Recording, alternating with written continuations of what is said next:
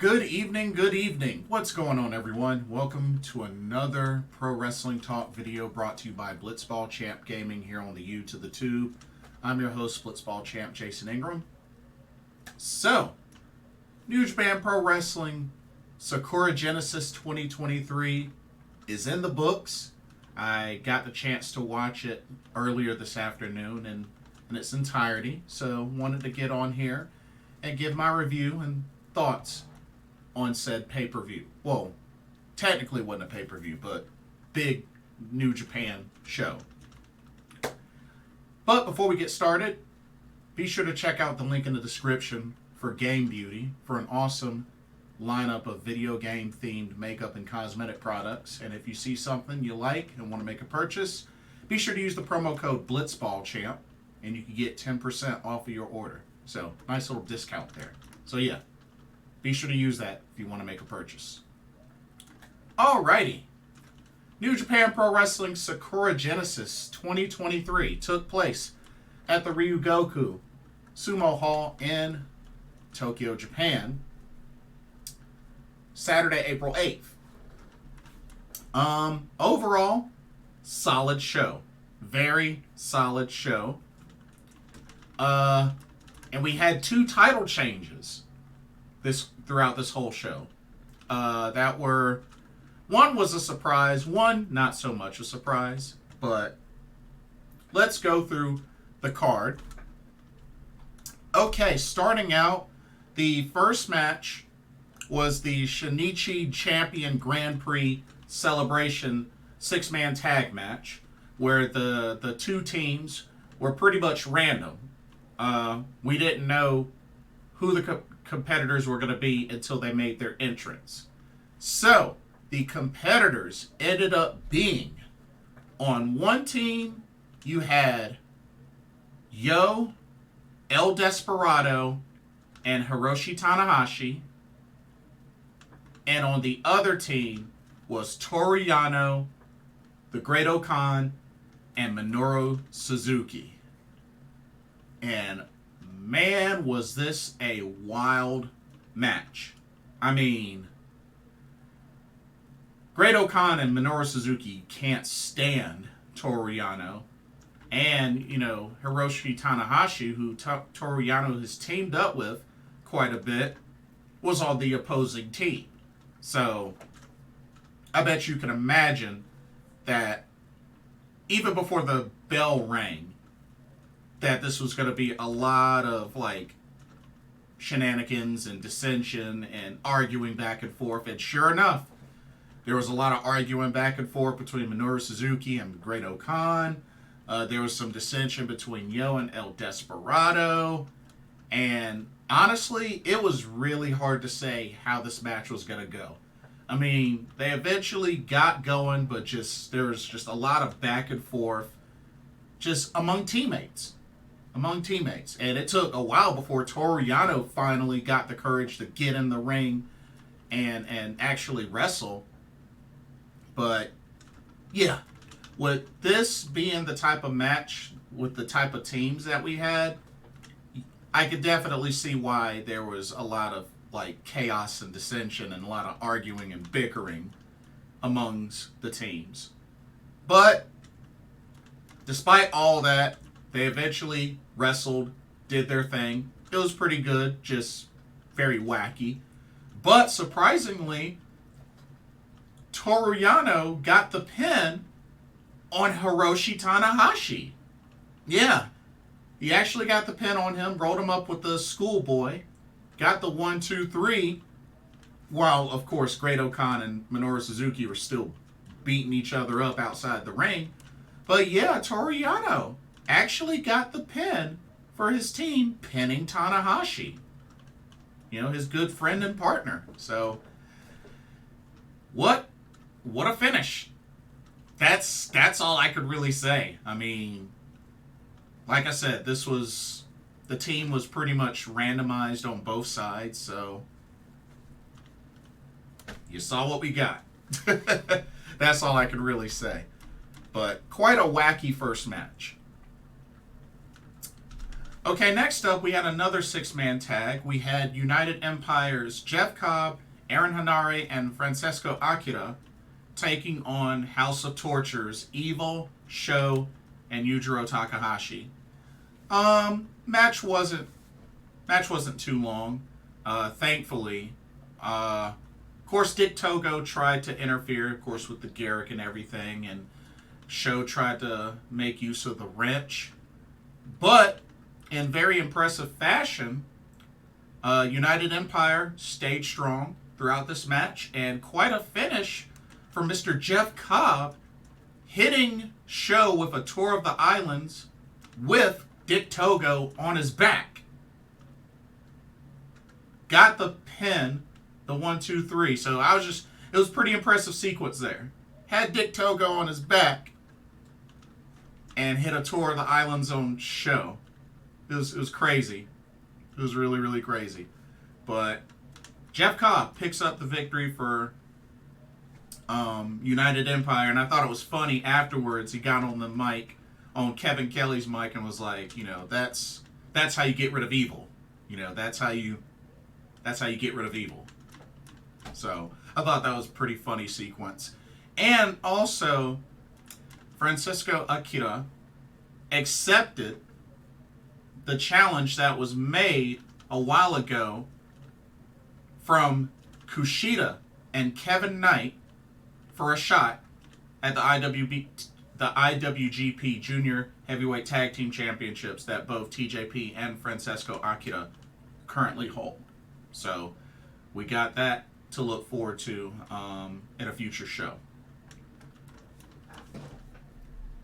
All right, next up we had another six-man tag match where we had LIJ's Tetsuya Naito, Shingo Takagi, and BUSHI taking on Taichi, Yoshinobu Kanemaru, and DOUKI of Just 5 Guys. And of course, they were accompanied by Taka Michinoku. Another match wasn't too long. Definitely back and forth. I felt like both teams looked pretty strong. But the end really spoke for itself, as pretty much Taichi, Yoshinobu Kanemaru, and DOUKI had, all three members of LIJ pretty much locked in submissions, with DOUKI holding on to the DOUKI Choki on Tetsuya Naito even after the ending bell, to the point where he pretty much passed out. But Yoshinobu Kanemaru had BUSHI in a figure 4 leg lock. BUSHI eventually tapped to give Just 5 Guys the victory. But DOUKI made a statement, locking in the DOUKI Choki on Tetsuya Naito. He passes out, and then afterwards, it looked like after the match, it looked like DOUKI challenged Tetsuya Naito to a one-on-one match. That's bold. That's really bold. So, I guess we got that to look forward to. Hey, I can dig it. I can definitely dig it. But yeah, it was good. And then we have our last six-man tag match of the card, as this was the team of Tama Hikuleo, and Master Wato taking on Bullet Club's David Finlay, Kenta, and El Phantasmo. Now, this match was, I guess, sort of similar length to the previous match, but it took a while for the match to get started because El Phantasmo was talking to a fan. So David Finlay had to come out of the ring, get El Phantasmo back in the ring, get him focused. They did the too sweet. Of course, LIJ did their signature fist bump, and match began. And just throughout the match, there was a lot of dissension, a lot of arguing and back and forth between David Finlay and El Phantasmo, with Kenta having to play peacemaker. So there was quite a lot of that in this match. And one would think that it would end up costing Bullet Club, because, Tama Tonga Hikuleo Master Wato were doing their thing. But surprisingly enough, El Phantasmo ends up picking up the victory for Bullet Club, hitting the CR2 on Master Wato and pinning him. So despite all that arguing and bickering and dissension in Bullet Club, El Phantasmo picked up the victory. Now, of course, after the match, Kenta and David Finlay, for the main part, David Finlay, continued in a post-match beatdown of the other team. El Phantasmo, came in, stopped Kenta, kept trying to stop David Finlay. He kept shoving him back to the point where things got even more heated. And then ELP and Dave Finlay started to brawl. And it was just back and forth, to the point where Kenta was trying to be peacemaker until he ends up hitting El Phantasmo with a go to sleep. So that pretty much signals that ELP is being kicked out of the Bullet Club. And then everybody just continues a post beatdown on ELP. And then out comes Bone Soldier Taiji Ishimori. We got to remember, Taiji Ishimori was El Phantasmo's tag team partner. They have been IWGP Junior Heavyweight Tag Team Champions, I think twice, 2 or 3 times. So they're a well-known tag team. And Taiji Ishimori looked like he was going to break things up and put a stop to everything. And then he ends up attacking El Phantasmo. And then just everybody continues the beatdown. Bone Soldier Taiji Ishimori turns on his partner. And there you have it. El Phantasmo, beat down by the Bullet Club, ousted by the Bullet Club. So, we'll have to see what happens going forward. I mean, we'll have to see what's next for El Phantasmo. But it's been said by David Finlay, he's out, and he will have a new hand-picked member of the Bullet Club. So, wow. Crazy turn of events there. But we'll have to see what happens with El Phantasmo. See what's next for him. All right, now let's go into some championship matches. All right, first up, we had the IWGP Women's Championship. As the champion, Mercedes Moné makes her first defense since winning against Kairi at Battle in the Valley. She defends against 2 high-speed greats, the current high-speed champion Azumi and Hazuki. And you know what? I have to say, I was very impressed with Mercedes Moné, hanging strong with 2 high-speed greats. We gotta remember, Hazuki, former high-speed champion. Azumi, 2-time and current high-speed champion, has the record for the most successful defenses of the high-speed champion. But yeah, Mercedes definitely was hanging strong with these 2 ladies. I mean, it was a lot of pure high speed throughout the match. Throughout the match, a lot of high flying, especially from Hazuki, especially from Azumi, from Mercedes. Like, I was impressed. And she kept up. She legit kept up. And I really imagine, I gotta keep it real with y'all.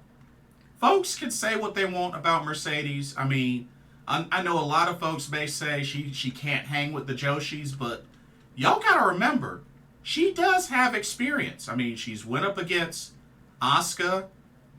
She's went up against Kairi. And then she just went up against Azumi and Hazuki.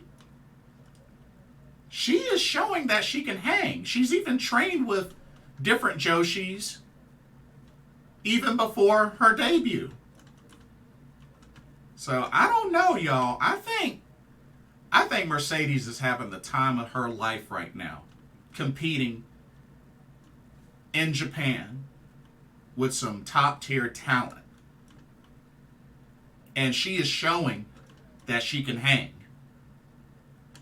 But yeah, so many great spots in this match, especially being that it was high speed.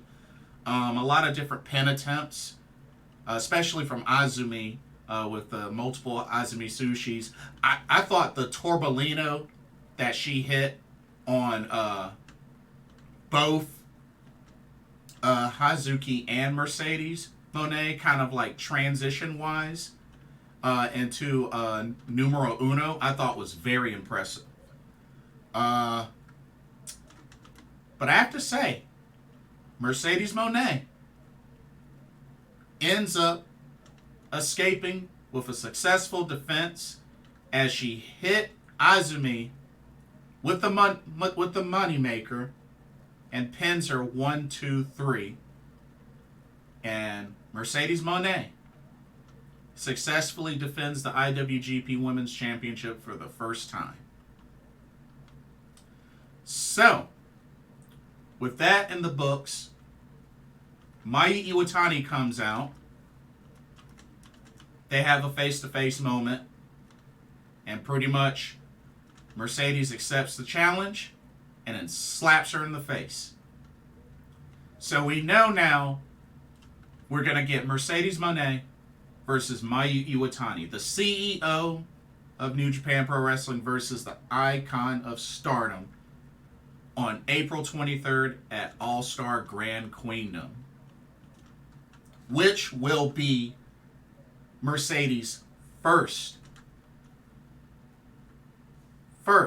debut match in a Stardom ring. Because remember, this is a Stardom pay-per-view. So we're finally going to get Mercedes in her first match in a Stardom ring. Because remember, her first match was when she won the IWGP Women's Championship against Kairi at NJPW Strong Battle in the Valley. And then successful defense NJPW Sakura Genesis. So now she's about to have her first match in Stardom. And let's keep something in mind, y'all. She has the opportunity to defeat the third member of one of the most well-known trios in Stardom history in Threedom.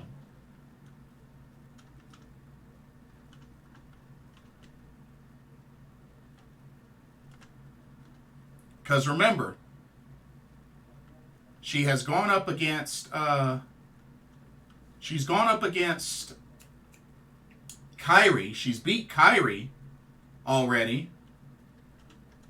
And she does have a chance to go up against Mayu Iwatani. Now that I think of it, I don't think she ever got a chance to wrestle Io Shirai one-on-one. I don't think she's wrestled Io Shirai one-on-one.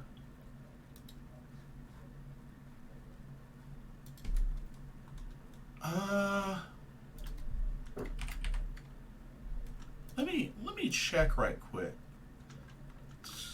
Okay, so she has wrestled her, but she wasn't able to defeat her because remember that was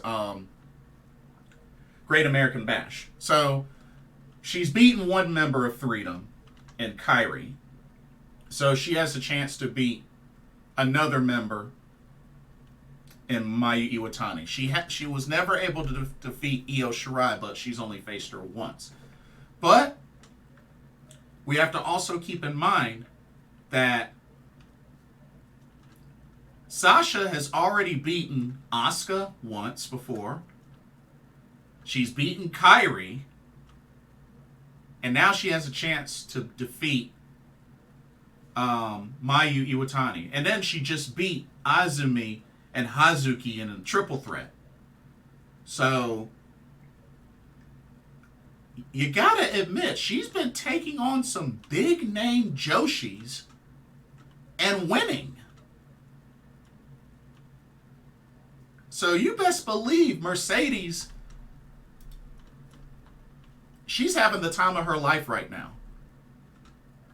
And she has the opportunity to go up against one of the members of Freedom and Mayu Iwatani one-on-one. That's going to be incredible. That's going to be really incredible. She had a great match in this triple threat. I can't wait to see how she does against Mayu. Because I believe this will be her first match against Mayu Iwatani. So, can't wait for that. All right, let's move on. Next up, we had the NJPW World Television Championship on the line, as the champion, Zack Sabre Jr., defends against Shota Umino. This was a great back and forth match, and honestly, Shota Umino had a really great chance at winning. I mean, he was hitting Zack Sabre Jr. with everything, including a Death Rider, but was not able to put Zack Sabre Jr. away. Was able to withstand a lot of the submission attempts. I mean, a lot of fighting spirit. This was a really good match between these two. But when it was all said and done, really, really close to the end, because this was 13 minutes, 35 seconds. And remember, NJPW World Television Championship matches are 15-minute time limit matches. But Zack Sabre Jr. was able to eventually get the pin, jackknife pin for the 1-2-3 to retain the television championship over Shota Umino. But man, that was quite a great match between these two. And Shota Umino came so close. Came so close. Okay, next up, we had the IWGP Tag Team Championship as Bishamon, Hiroki Goto, and YOSHI-HASHI, your champions, defend against United Empire's Mark Davis and Kyle Fletcher Aussie Open. Now, this was definitely a solid match, and I am definitely thankful that Kyle Fletcher was able to continue and finish the match. Because he was bleeding really badly from the head, because apparently when he went to do the moonsault off the top turnbuckle to the outside, the back of his head hit the bottom portion of the guardrail. That like metal piece on the bottom portion of the guardrail hit like the back of his head, or like right in this area, and pretty much was bleeding really, really badly. So pretty nasty cut or gash or whatever it was. But they were able to patch him up on the side, and he was still able to continue. I mean, he was even still going even before they patched him up. So got to give him credit for that, because it looked bad. It looked really bad. But yeah, was able to get patched up and continue the match, and thankfully it paid off. While Bishamon has been a great tag team and great champions, they finally got dethroned as Kyle Fletcher and Mark Davis hit Hiroki Goto with their tag team finisher, the Coriolis, and Kyle Fletcher gets the 1-2-3, and Aussie, oi, oi, oi. Aussie Open, or your new IWGP Tag Team Champions. Congratulations to Aussie Open. We got to remember, Aussie Open, they were the first NJPW Strong Open Tag Team Champions. And now they're finally IWGP Tag Team Champions. So, congratulations to them. And a lot of people are thinking We might get a chance to see Aussie Open FTR 2. You know, FTR just won the AEW Tag Team Championships. So, hey. And remember, they have a victory over Aussie Open. So, we might get the run back. FTR, Aussie Open 2. I would love to see it. I would definitely love to see it. 1 second, let me get some water.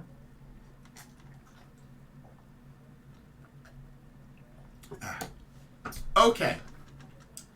Next up, we had the IWGP Junior Heavyweight Championship, which this was a phenomenal match.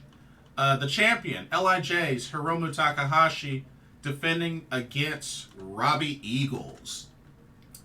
Now, I have to say, for the most part in this match, Robbie Eagles was in control, working on that knee. I think it was the left knee of Hiromu.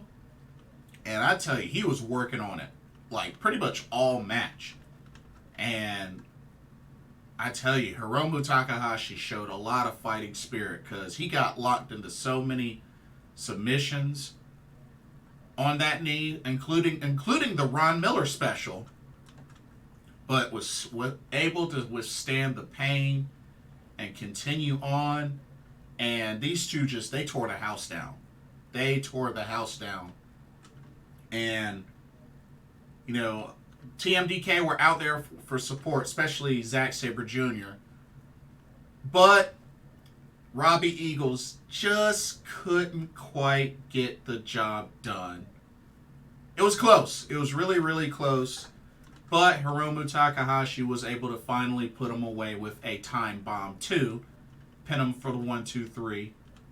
And Hiromu Takahashi is your still your IWGP Junior Heavyweight Champion. I almost messed that up. But yes, he retains. Didn't just win, he retained. But phenomenal match. Definitely a phenomenal match. And I really believe Robbie Eagles is a great fit for TMDK. All right, and then the main event of NJPW Sakura Genesis 2023. This was for the IWGP World Heavyweight Championship. As the champion, the Rainmaker, Kazuchika Okada, defends against this year's New Japan Cup winner of Just 5 Guys, Sonata. Sonata rocking some new gear. His entrance theme reminded me kind of like an anime opening, like a Dragon Ball Z opening sort of theme. But these two went at it. You know, both looked really, really strong. A lot of counterattacks. You know, Okada tried the money clip a couple of times. Sonata tried the skull in. And these two definitely went back and forth. And typically, Sonata usually has not been able to defeat Okada. You know, Okada's been that dude quite many, many, many occasions.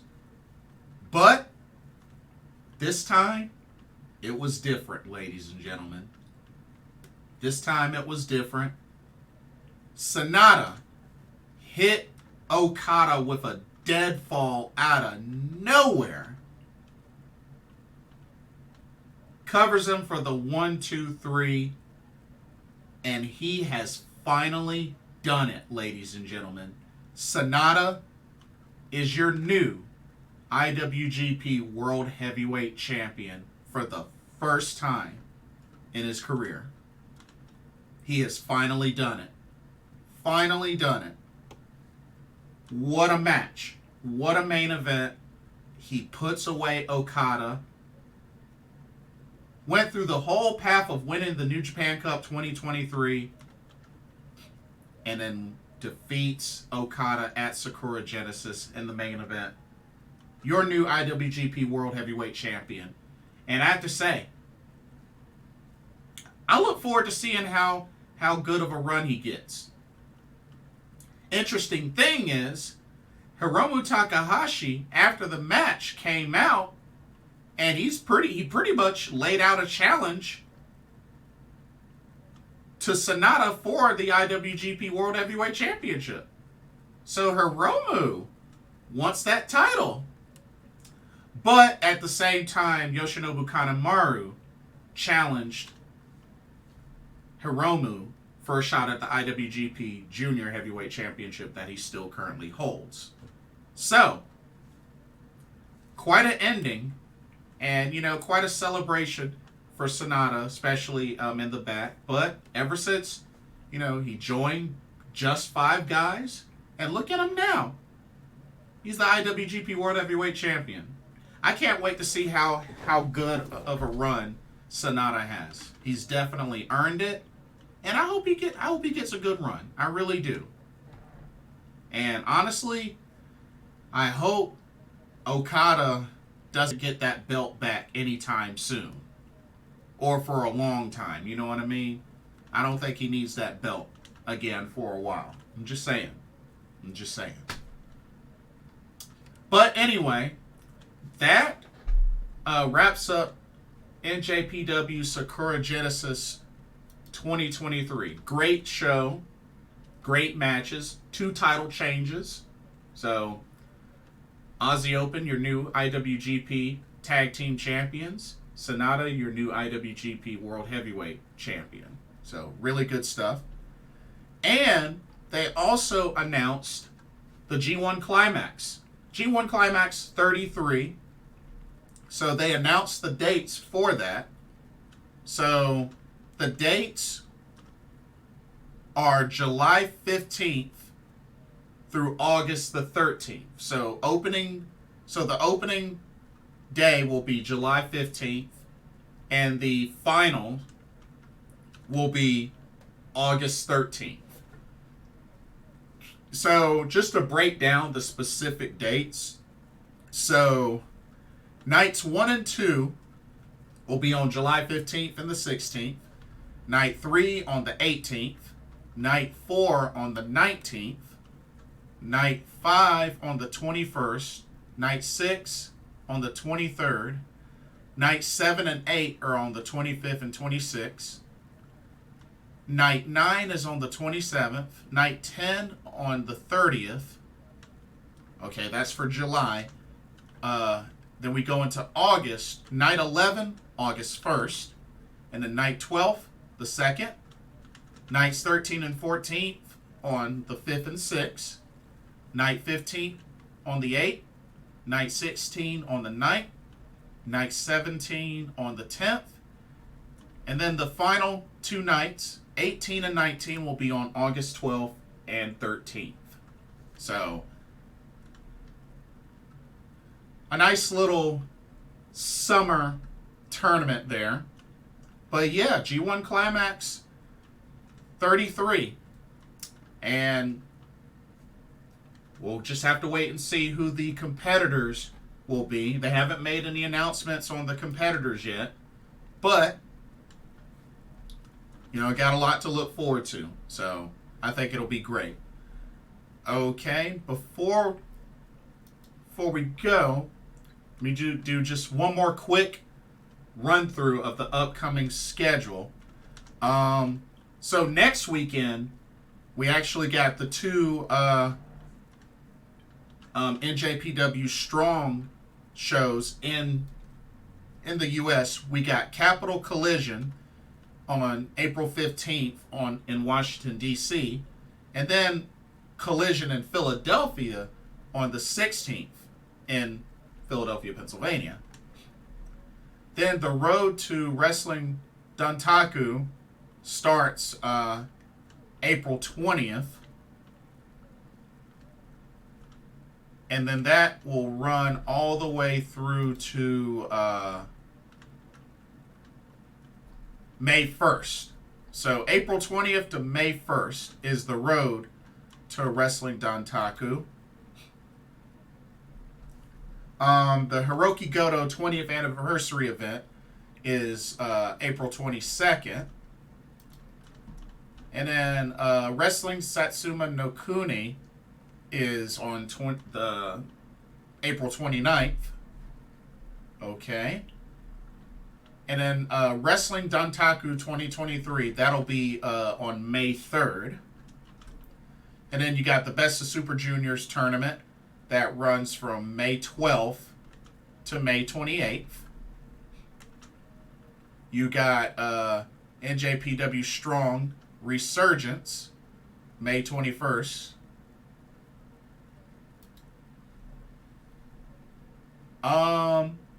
You got Dominion in Osaka-jo Hall. That will be on June 4th. And then you got the New Japan Road Tour that runs from June 10th through June 18th. And then you got the big AEW New Japan Pro Wrestling Forbidden Door in Toronto, Canada on June 25th.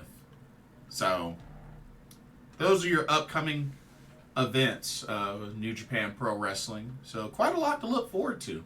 Got 2 U.S. shows next weekend, so looking forward to those. But anyway, that'll do it for this video. Don't forget to check out the link to Game Beauty. And also, let me know what your thoughts are. What did y'all think of NJPW Sakura Genesis 2023? What did you think of the matches? Did you get your predictions correct? What do you think about the 2 title changes? And yeah, let me know what your thoughts are. Don't forget to like, comment, subscribe, hit that notification bell while you're at it. Thank you so much for watching. Hope you enjoyed the video. And I hope everybody has a blessed Easter Sunday coming up. And yeah, enjoy. For another Pro Wrestling Talk video brought to you by Blitzball Champ Gaming here on the U to the Tube. My name is Jason Ingram. Y'all take care, and I will see y'all in the next video. Peace out.